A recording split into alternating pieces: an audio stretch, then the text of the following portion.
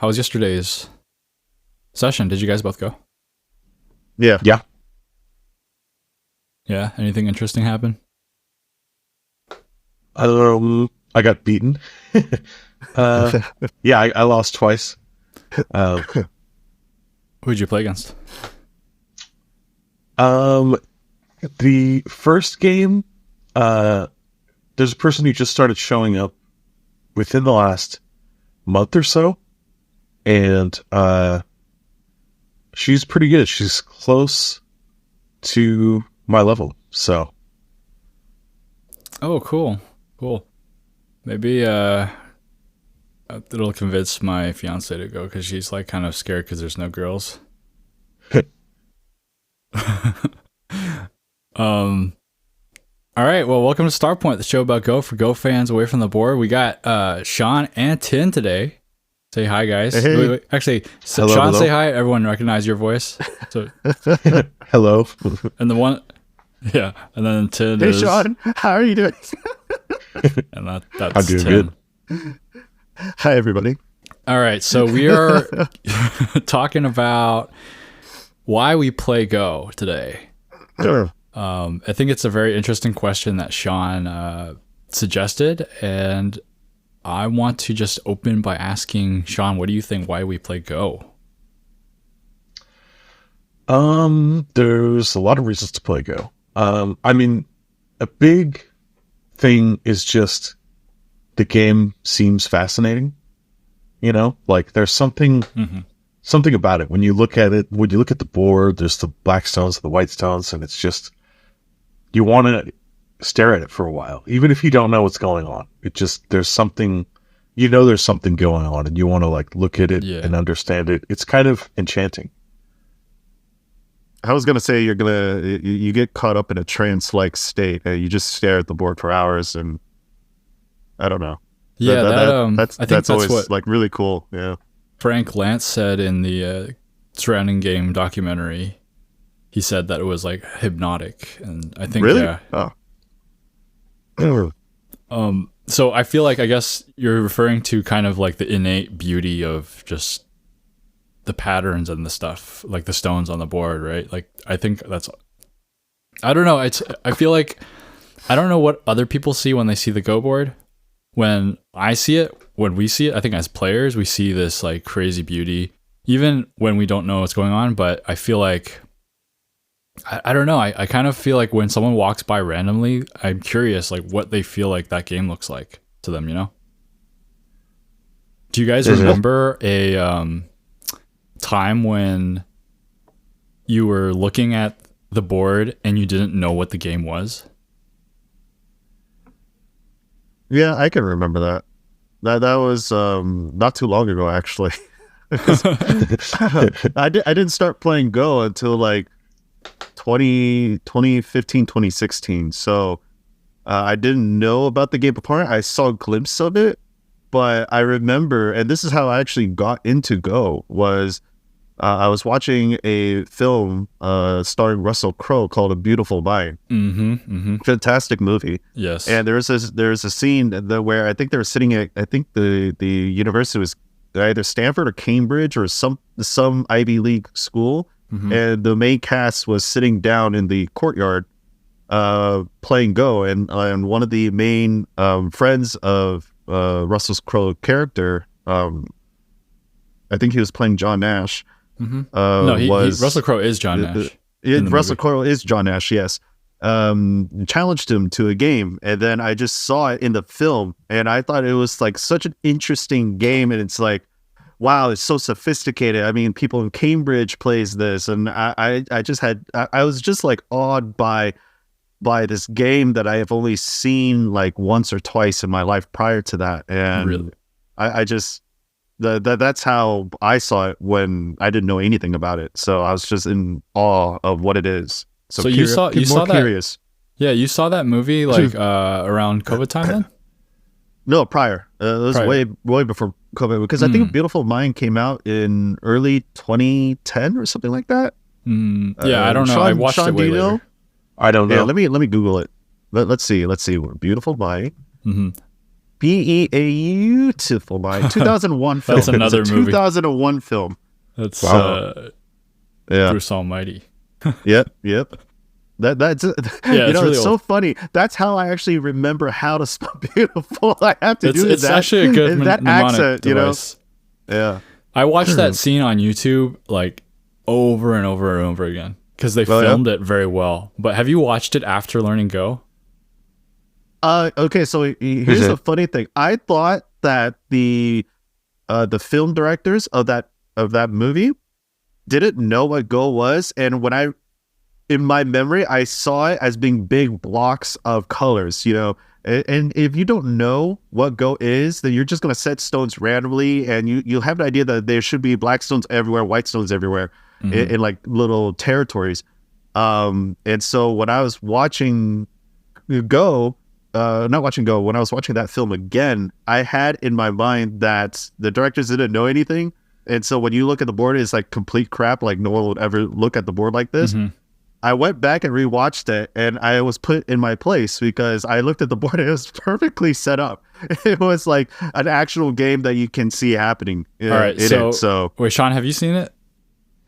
Yes, and was it I yes? actually sometime a few years ago, like early in the club, I actually made a meme out of it because what's hilarious about that scene is he says, you know, he gets beaten and he says, "How could this happen? I played perfectly."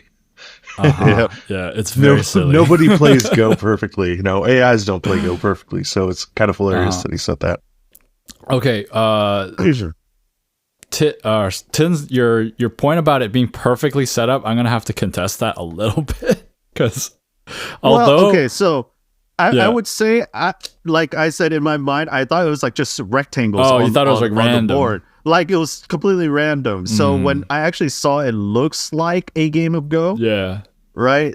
Then it was more believable. But okay, so contest away. I just had to firmly reinforce what I said before. Well, I'll keep it short. I mean, they Sure. were desperately looking for some kind of checkmate moment to synchronize with the script, but Go doesn't have a checkmate.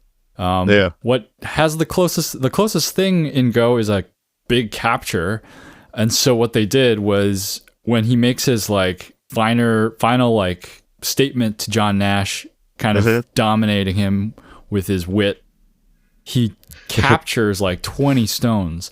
But everyone knows that that's not the moment we realize we lose. When we lose 20 stones. If you lose 20 stones and you didn't know you were about to lose 20 stones, then you have blundered terribly, right? So it's just a little. If it's your first time playing, I'm gonna contest to your contest right now because I just played a game against one of our club members and I lost 20 stones. All right, so I didn't know I was losing it to that point. So you didn't realize your stones were in Atari? No, it's not that I didn't realize my stones were Atari. I didn't realize that those stones were dead yet.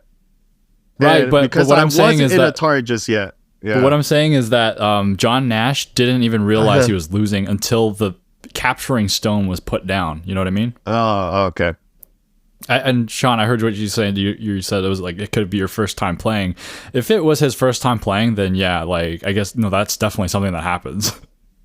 Is it? But it's just funny because it's like a 20 plus Q game, and they're like these like Ivy League big shots. Well, I mean, they could be, only playing it for a couple of months. You know, they're learning the game. They just transferred from chess over to Go. And, yeah. You know, it could be just a friendly competition between all newbies. Who knows? Yeah, that's true. I want to maybe get back into a little more about why we play Go. I have my own reasons. I have like two sides to the question. One is like why we play games in general, maybe more like abstract. But how Go kind of helps, like, or how Go is like such a good example for one of the reasons why we play games. Which is, I think the best way for me to put it is like, I think it is a means of self-actualization. I think as human beings, we have vast, amounts of like or a huge variety of skills and things we can do with our minds and bodies. And when we just kind of whittle our life down to what we need to do to survive, it kind of limits who we are as human beings. And so I think that by playing a game like Go, there is a part of us, for some of us, that we feel like we can express in the game that we can't express in other places. And this like potential that we can see in ourselves in this game, I think, is one of the reasons why we play. And it's also kind of a reason why we do other things, right? There's lots of other things that I feel like applies to this. So any kind of sport, even just like hobbies like crocheting or something, right? I feel like we have this itch in our heads or in our minds, and then like I don't know, as human beings, we're not just like animals. We have this intellect and then we want to use it. What do you guys think? I think you're onto something there. Yeah.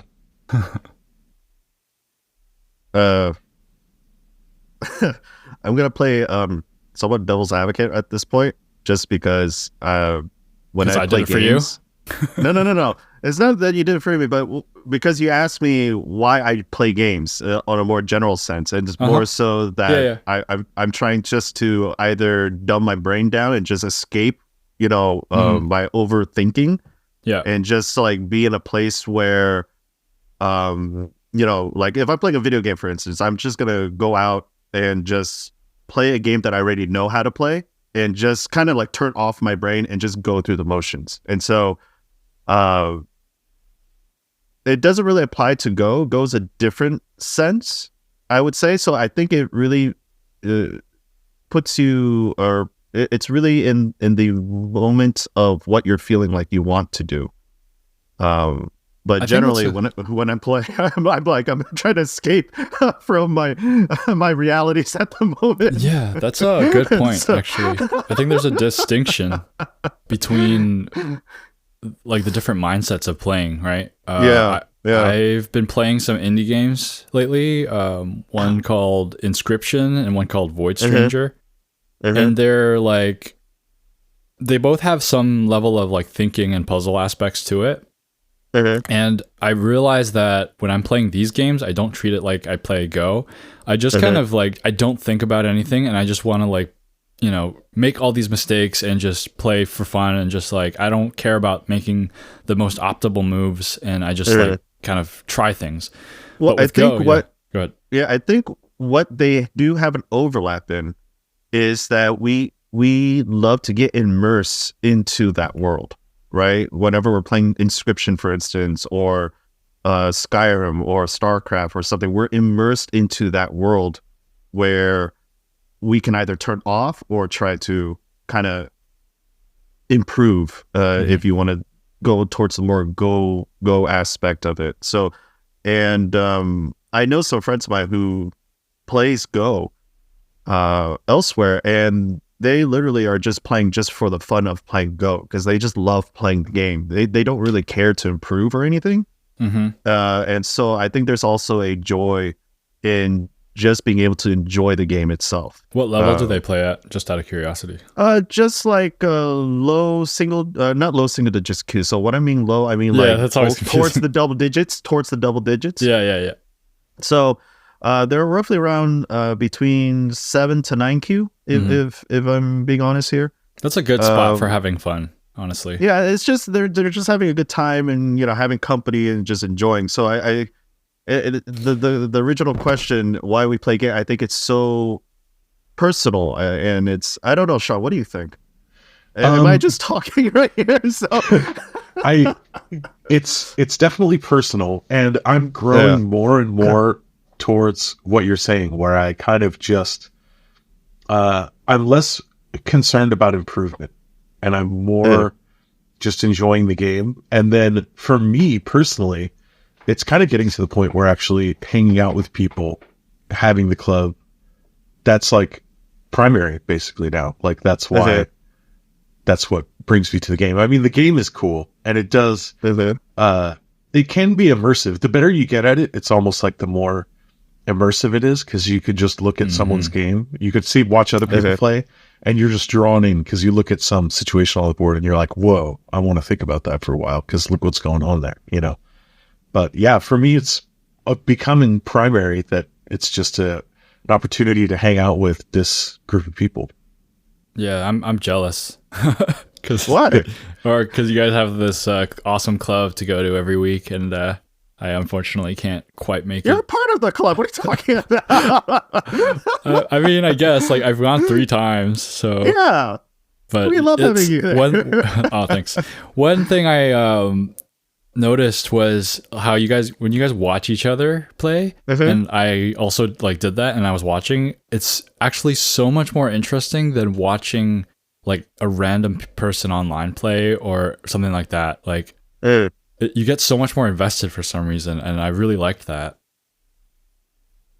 So when you were watching other people play, are you putting yourself in that player's shoe, or are you from the sideline like rooting for them? Like what do you mean? Like in terms of how engaging it is? It's kind of like when you watch sports and you have no dog in the race, where you like kind of you don't really have a team that you're rooting for. And you just see the drama, right? You see someone get behind, like someone's an underdog, and then you start rooting for the underdog for those reasons or something like that. So kind of just like a dramatic thing like that in terms of like who I want to win. But I just kind of look for these like moments that are interesting, and I just want to know what I think is like gonna happen. I feel like. So I'm gonna kind of segue this because this just popped into my head while you were saying that, and it's the aspect of the change or the shift in mindset when playing Go. And I've heard this from older generation Go players. So these are players who've been playing Go for like 30, 40 years, and they said that during their time, when you come to a club and you play Go, you're not necessarily trying to play your opponent and beat them. You're actually playing on the board and trying to play well on both sides and having a friendly competition.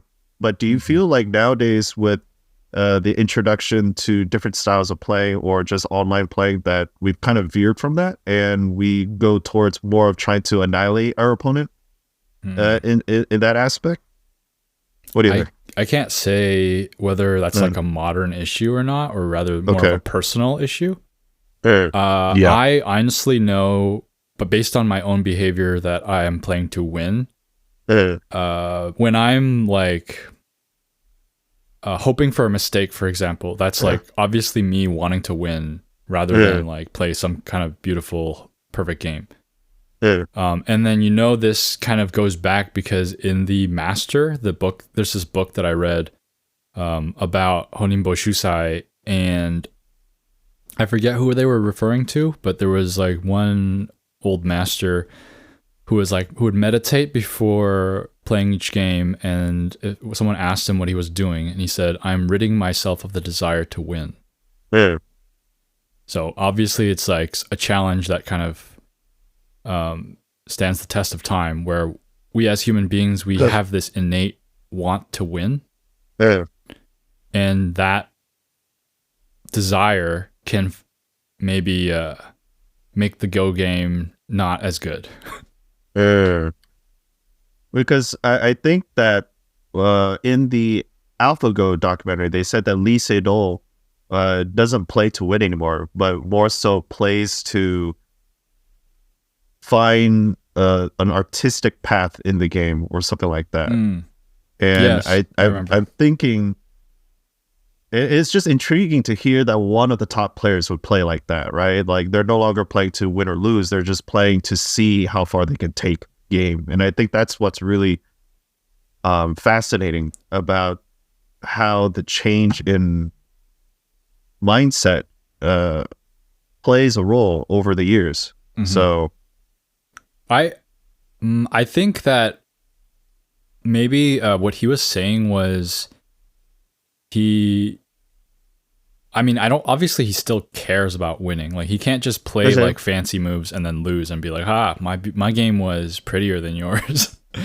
But I think he was kind of saying like it's not enough to just win, and you need to have your own kind of spin and your own breakthrough in the game. I think he's kind of just he wants to be a pioneer.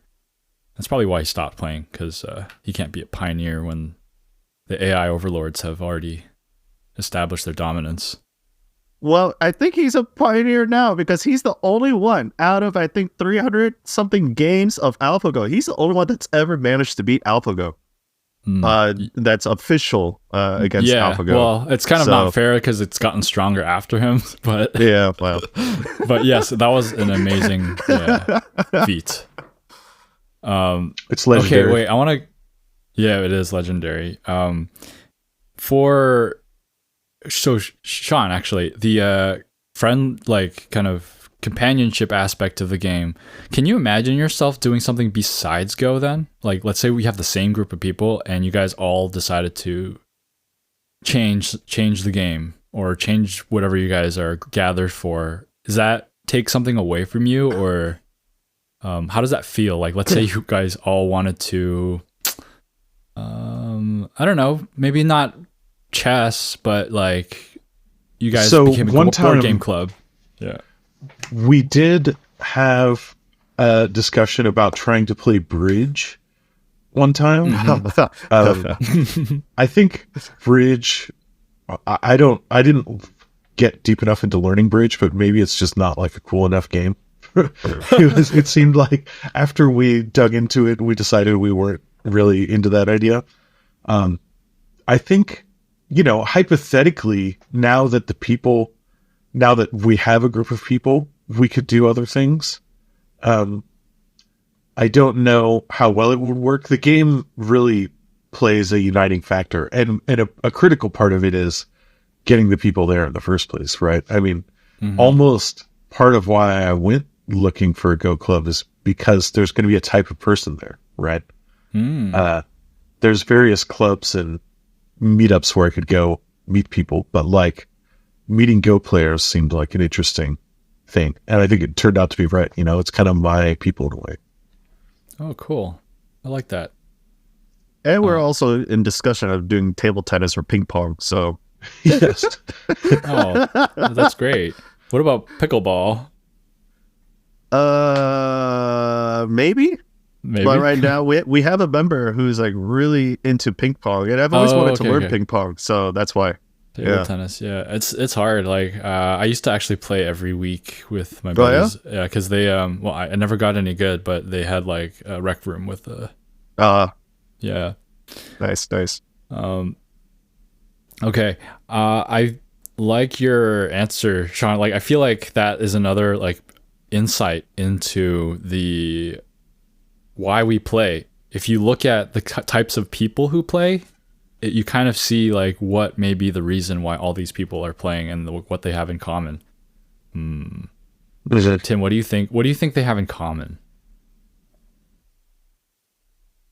In terms of why we meet up and play together? Let's say like you look at the profile of a Go player, ones who show up at a club or something, and do you see any characteristics or any kind of tendencies or inclinations that they share that maybe would attract them to this game? Yeah. I mean, everyone is at such... Well, first of all, in our club, we have multiple generations, right? We have some that's just recent and some that's been playing for, 30 plus years.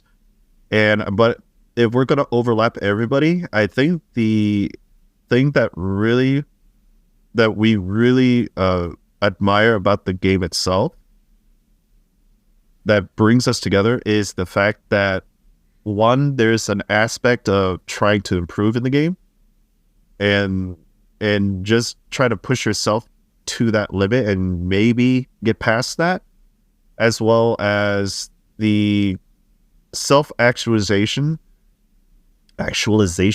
of your own personality coming onto the board, and understanding that your opponent's personality is also coming onto the board itself too. And so it's a way that we can And this is now my opinion. Okay, so when I'm playing, I feel like this is a way that we communicate to each other about who we are on the board itself.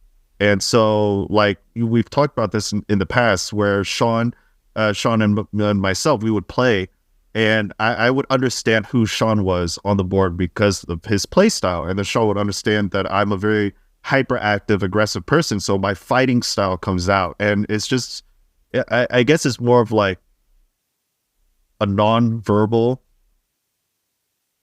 Form of communication. of understanding Of of each understanding. other. Yeah, of each other at a much more subconscious level. If that, and again, this is now into my opinion, but I think we all have that overlap of trying to understand who our opponents are. Now, unfortunately, if you're playing online, then you don't get too much of that. But in person, because you have a personal connection now with the person you're playing in front of, I think that's really what at least attracts me into the game, and I think that's what is overlapped in a lot of Go players too, because we see the improvement, like you said, when you're watching another person play, you have that underdog feel if they're behind. I think that's what it is. Sean, do you agree? I think so. Yeah. I mean, yeah, when I say the type of person, like, I don't know if it's a specific type of person. It's a very broad, like, there's many types of people that can fall in. So you have people who are more competitive or less competitive, just, so yeah, I don't know exactly what I mean by a type of person, because it's not a narrow type of person. You kind of get all types in a way, but it's Mhm. Maybe that's the thing, is that like you kind of start thinking about shared qualities, like, oh, maybe you have to be patient to be a Go player, and like a lot of patient people play, but then you see these people who are totally not patient, right? And then you see someone who's like, okay, you're like, okay, maybe you need some kind of like very strong sense of logic to play Go. And then you also see players who don't necessarily have the strongest sense of logic. So you see all these different people, and maybe that's why when you play, all these different manifestations of these personalities come out on the board. And I think I like that you're saying that that's one of the draws to the game, where when you play against someone, at least like more than once, right, you start to understand them more as a person on the board. And I think that's maybe something that the game is actually quite unique in, is that it has like high degree of like a fingerprint that you're able to leave in the game. I think if you look at another game, let's say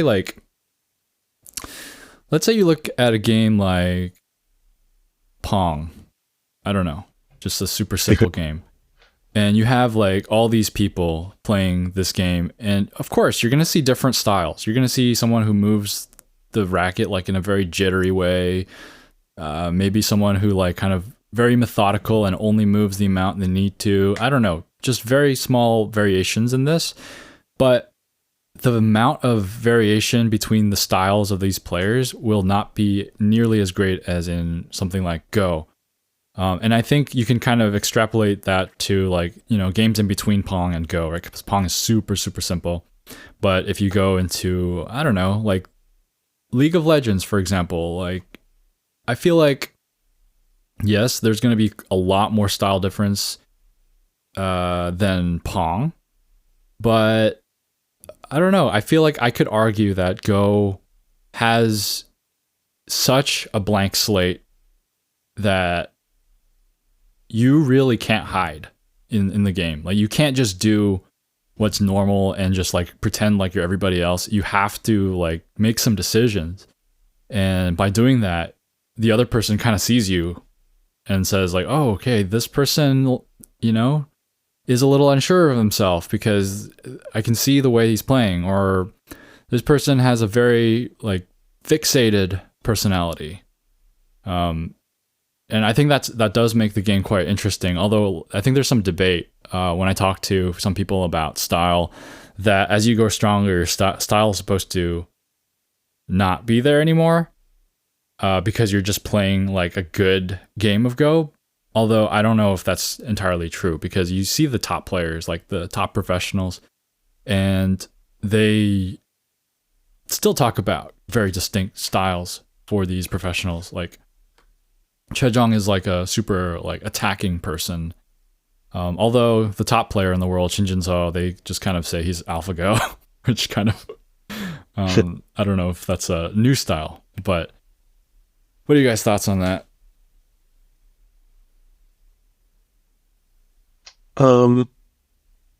I I can see why people would say style is like supposed to kind of go away, because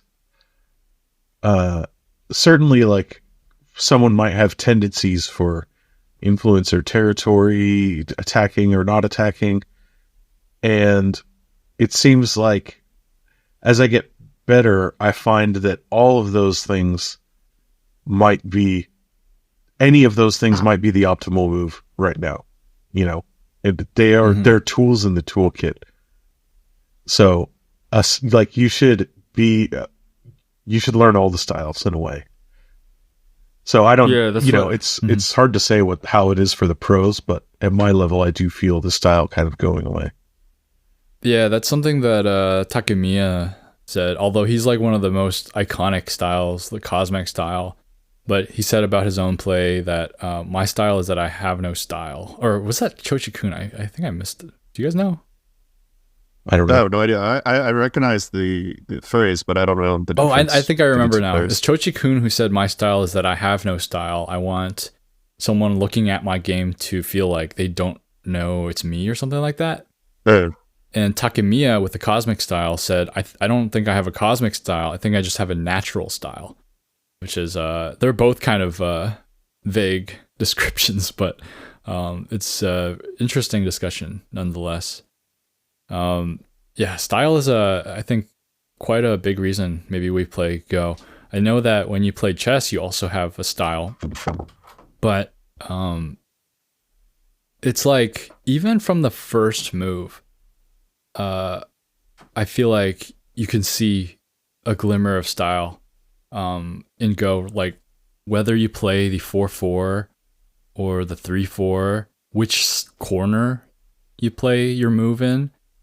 And obviously if you play Tengen or 3-3, that'll definitely show you something about that person.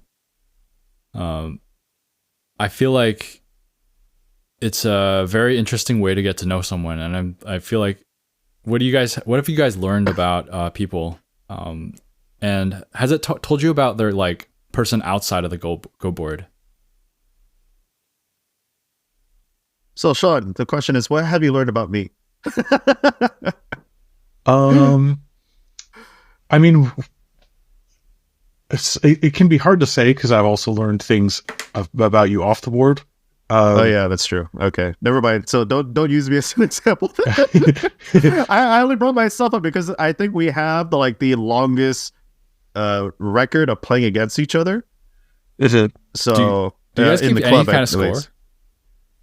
Yeah, Sean's up by as of this year, 2024. Sean's up by 4 games. Oh, that's really close. Honestly, right? Yeah, so he's won 4 games out of the amount that we played. Didn't he beat you 4 games in a row a while back? Yes. So that was technically it was 1 game and then I won and then 4 games, or is it 4 games and then I won and then 1 game? So yeah, I think it was that way. Yeah. So something like that. Yeah, but I've only won 1 game against him this year. So. Oh, you've only played 5 games this year? No, we played more than that. I just haven't kept track, but I know 4 of those I've lost big time. Okay, so okay. Yeah, and I've only won once. I think. Sean, how many games have we played this year? I don't even know. Right? Yeah, yeah, quite a bit. So. It's already September, so it's we have a lot of year to look back on. Yeah. I mean, as far as your personality, obviously you're forward, you attack, you keep the pressure up. You know, using pressure. Like in the early game, I learned long ago these opening moves where you sort of spread out, you take enclosures, you take sides, and try and spread your stones all along the sides of the board. Whereas with Tin, it's there's a group here, and if I can put pressure on it, I can benefit from that. And so once you start playing, you create the first group, and then oftentimes the game just is all about that first group. Yeah. Yeah.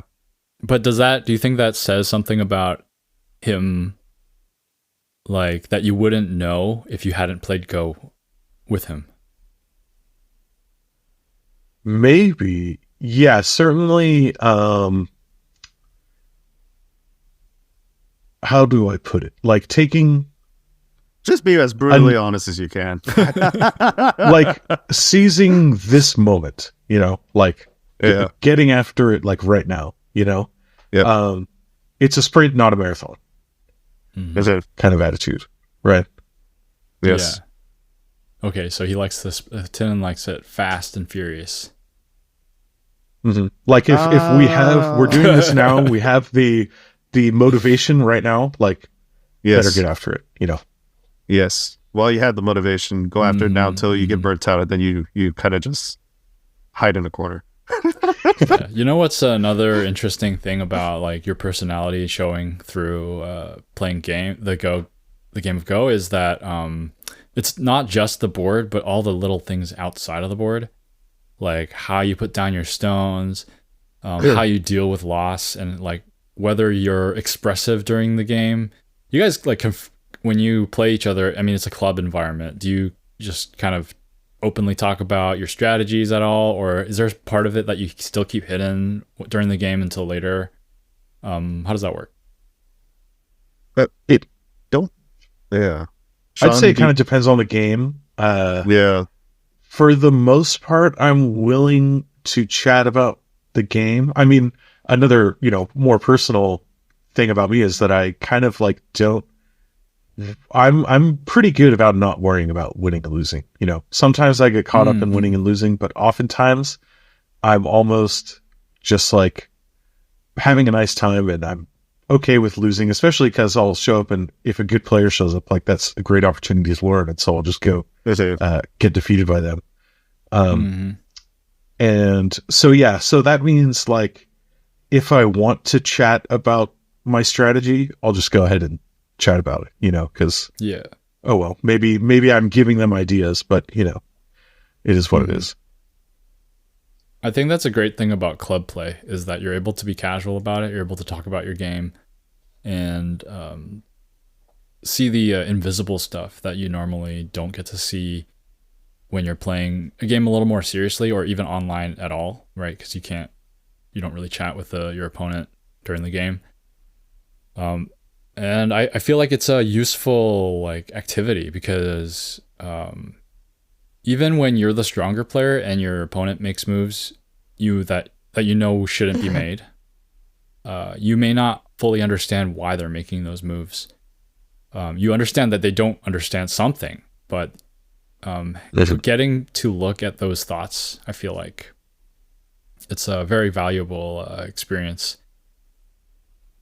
All right, why don't we take a break, and we will be right back.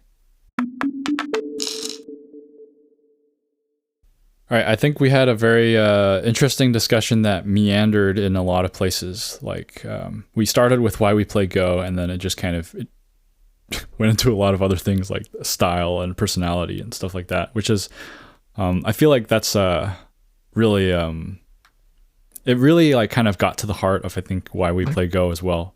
And specifically why we play Go with like other people in person, which I want more of in my life for sure. I play a lot of Go online, so maybe we can do that like topic for another discussion where why would you play Go online? But now it's time for the DDK advice corner, and the tip of the day is attack on the third line. Would you guys know what I mean by that? Yeah, I think kind so. The third line is, it's the territory line where you can hypothetically go and make an eye against the side. And you're taking that space away from your opponent as well. If you attack, let's say they have, maybe almost enough room to make a base, and you attack them on the fourth line, they're just going to make a base under you, Exactly. Whereas if they you get to attack slide on the under. third line, yeah. And then what happens if you attack on the second line? They can go over you and maybe even kill you because you're too low. Right. When I do these DDK advice corners, I just go on OGS and look at DDK games and I see what they do. And then I see wonder okay, what can they do? And I keep clicking, and then I found one where this person attacked a weak stone from above, from the fourth line or fifth line or something like that. That's what inspired this DDK advice corner. Well, it's now time for listener mail. Mr. Twosef writes, "Hi Justin, I am around 7Q EGF. Interesting to listen to someone talking about Joseki and bases without a board. I expected that to be difficult to follow, but it wasn't. Thank you, Mr. Twosef. I felt like I was struggling a bit, honestly, especially with the Joseki section. I was trying to describe all the Joseki, and I think that was why it kind of limited me to the Joseki I could actually talk about just via audio, because those are the ones that should be kind of the easiest ones to learn. I know Tin doesn't study Joseki, but if you listen to my last episode, I tell you to just study Joseki. It's not that I don't study it. It's just I can't ever remember it. The key is that you got to do it again and again and again and again and again until it's second nature. Yeah, maybe after 5 years of doing it, I'll finally learn it. So continuing on across multiple days. What's that? Yeah. Do it multiple days and maybe set an alarm on your phone or something. So that exactly. every day you hit it. Or even just once a week. The point is you have to do it over a long period of time rather than just trying to cram study for one day. Yeah. Continuing on. Anyway, I wanted to add one more point. Learn basic shapes. Which shape is good or bad? I watched a YouTube video about shapes and boosted me to ask. Unfortunately, I don't remember the name. As always, a big fan of your show. Greetings from Austria, Martin. And then edit, my helpful composter, difficulty rating 7, gave me the title of the lecture, DSON Shape Lecture 10/18/14. I'm going to post that into the show notes. There is, I think I've checked this out before. I've vaguely remember this lecture, but it's a shape lecture. I think it's a very excellent point. Learn basic shapes. I just didn't have a good methodology for studying it. But I think that to get to SDK, a lot of it is just learning the shapes, learning basic shapes, and that becomes your weakness. Once you get to SDK, you play only off shape, and then you stop thinking, and then you can't get into a better position. Thanks for writing in, Martin, regular poster, Starpoint. Sean, take it away. Yeah, the next one. Or you want to say something? Yeah. No, I'll read the next one. Oh, okay. From Matthew Kovach. He said, had a listen on the way home today. We'll try some of the tips. Thank you. The Joseki stuff in particular, and not resigning before endgame. Yeah, I think that's a big tip, the not resigning. Do you guys resign, or when you play online, how easily do you resign? So I had an issue where I would resign and then find out that I was the game was even or in the lead when I thought I was losing. So I had to learn not to do that the hard way, because it just kept happening. Yeah, you really need to be certain, right? Yeah, and also underestimating what endgame can do. If you actually learn endgame and get kind of good at it, then it really adds up. Yeah. I played a game once with my friend where in the corner I had I don't know if it was me or him, but basically there was all these stones that were just obviously dead. We both ignored it. We both went okay, these are dead. We're going to move on, play as if they were dead. And so much stuff happened and so much chaos happened that they became zombified and they came back alive. And it was like, had no idea these stones could ever become alive again. And so things can change. Things can really change. Thanks for writing in, Matthew Kavach. Tin, it's your turn. Wow. So, the next one is from Rural. The episode I've been waiting for. I'm looking forward to giving this one a listen. Oh, thank you, Rural. Yeah. Why don't you read another one? That was a short one. And the next one after that is Wampy. I have really been enjoying Starpoint for the last week. Slowly starting from the beginning while I'm driving around, but also listening to the new things. Thank you. Thank you. Yeah, I always wonder, like, at what point are people gonna stop binging from episode 1 of this show? Because that's something that I think people like to do. I personally like, when I consume content, I like what happened recently. Like, I know this person put the content out like a week ago, so I want to listen to that. So, but I can see why you would want to listen from episode 1. Thank you, Wampy, for writing in. And then Barty says, thank you for the tips. I will try them out and inform you if they were helpful for me. Great podcast. Greetings from Austria. We got another listener in Austria. I wonder if there's like, is Go popular in Austria? But Barty and Martin are our fellow Austrian Go listeners. Very cool. I'll read another one. So Kushi says, thanks for the podcast. Love to listen when going to work. Smiley face. Thanks for writing in. So Kushi. Yeah, so I can read this one. I don't know if I can read the name. It is from Shrey Ash Bandari 3720. Hey, that was pretty good, I think. Yeah. Love your videos, but I will say I only played long, slow games as a DDK and advanced very quickly. I think the time control is very personal and different people will have different ways of improving. Also, I don't do Sumego either.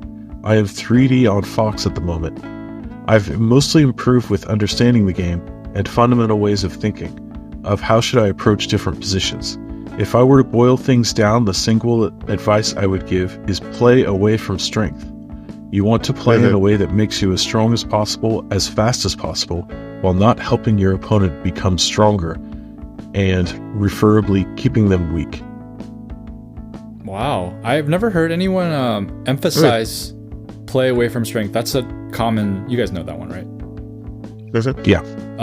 Play away from strength is a very common tip, but then I've never heard someone say, like, the one single piece of advice is to play away from strength.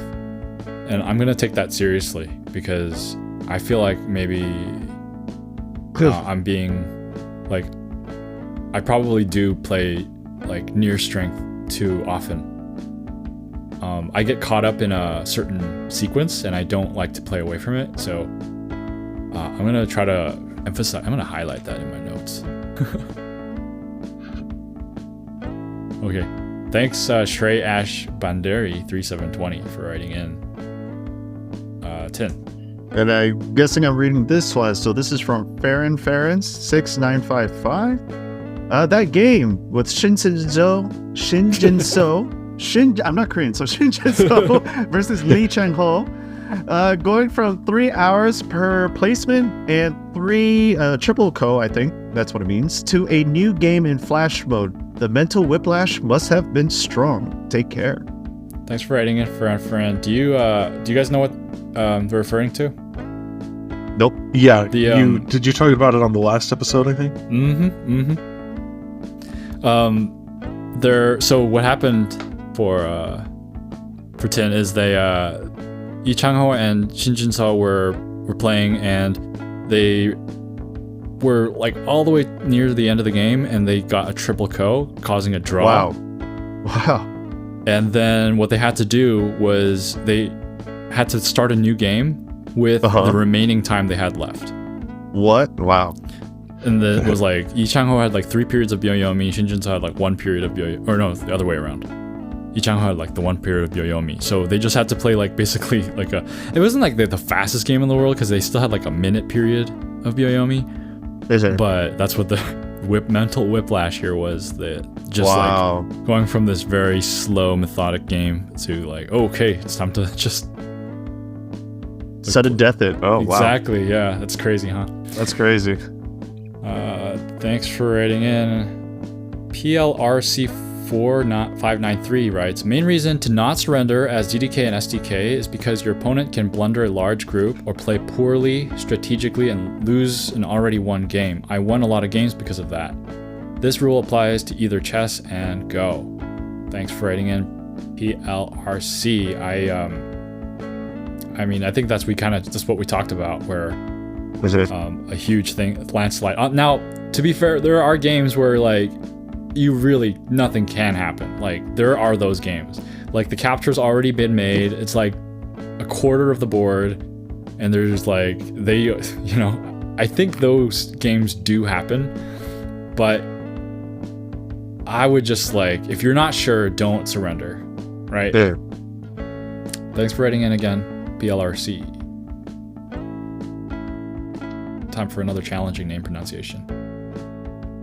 I think it's Huang Xinshan. Oh, okay, there we go. Something Got very. I'm also not Chinese, so I don't know how to pronounce his name. What is your background? I'm Vietnamese. So Oh, okay. so I will get to SDK when I'm older. Sorry, Sean, I took that from you. He will get to SDK when he's older.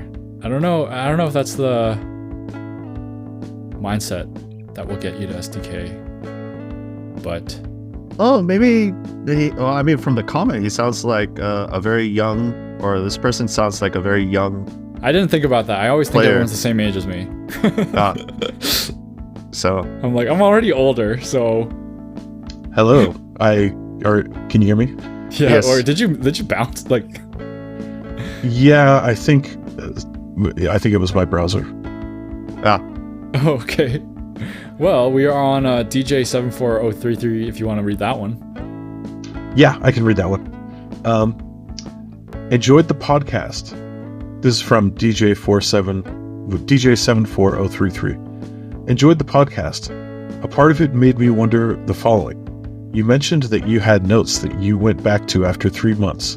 How do you store those? Would love to hear an episode on note taking. Oh, okay. So I think so. They're either referring to the fact that I kept a journal, which is just, you just keep a journal. But I think the notes in terms of like, I said that like there was something I learned for a certain game, and 3 months later I went back to review that thing. Maybe I will do an episode on note taking, but just real quick, what I did. I want to do more of this, but basically I will take a review and I will stop at a certain point for a move that I know I need to correct in myself, and I will take a snippet of that SGF, and then I will write something like a problem, like note on a particular move, like, oh, what should white do here, or like, should white defend here, or something like that, some kind of prompt like that. And then I will save that SGF as a problem file. I'll name the problem, and then I'll keep it in an archive of my games where I keep like things organized by year and month. So I'm able to just kind of flip through the months and see like what I worked on certain periods of time. So I think maybe I could do an episode on that, but that's just in a few seconds what I do. Do you guys take notes or like keep track of anything like that? but When I was getting lessons, Sean. I would take screenshots and write up text files, and then I would just save them on my desktop. Yeah, anything, like whatever works, right?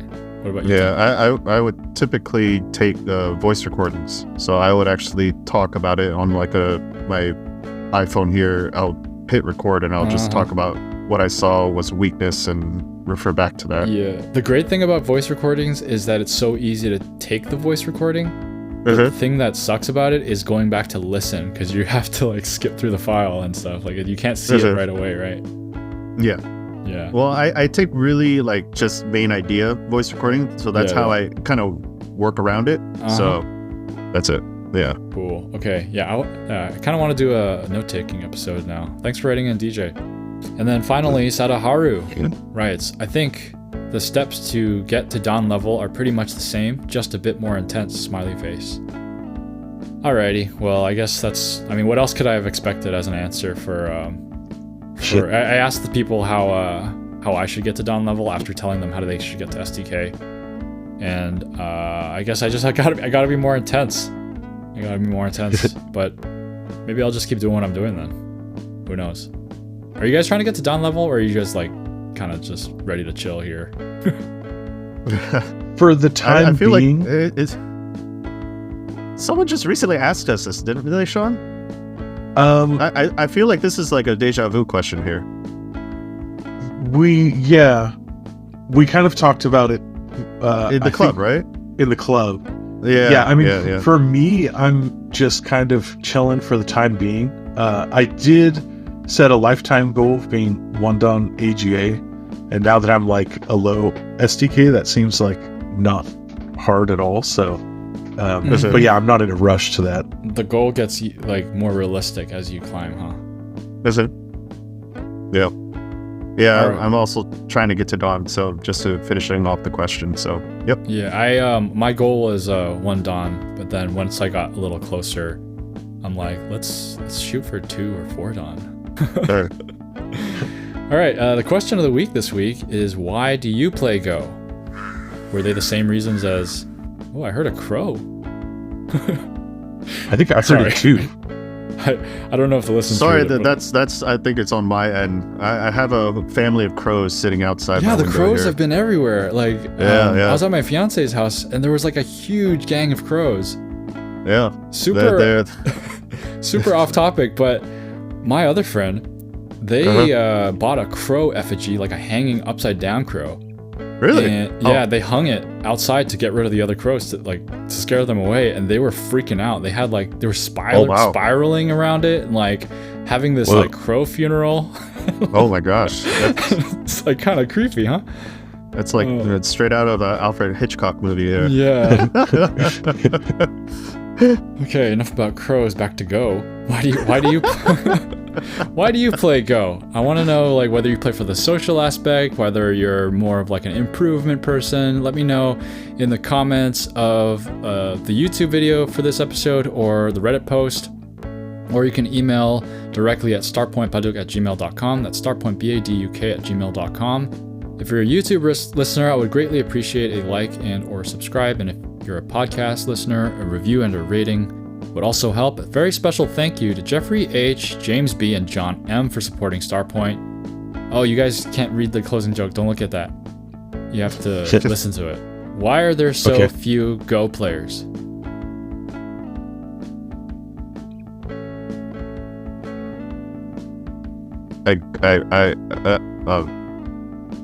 Is there a little? Can you go, please? Okay, I don't know. Sean, do you know? Because they all go away. That's a good one. That's a good alternative punchline. Unlike chess players, we don't mate. Oh. All right, thanks for listening. Keep playing Go.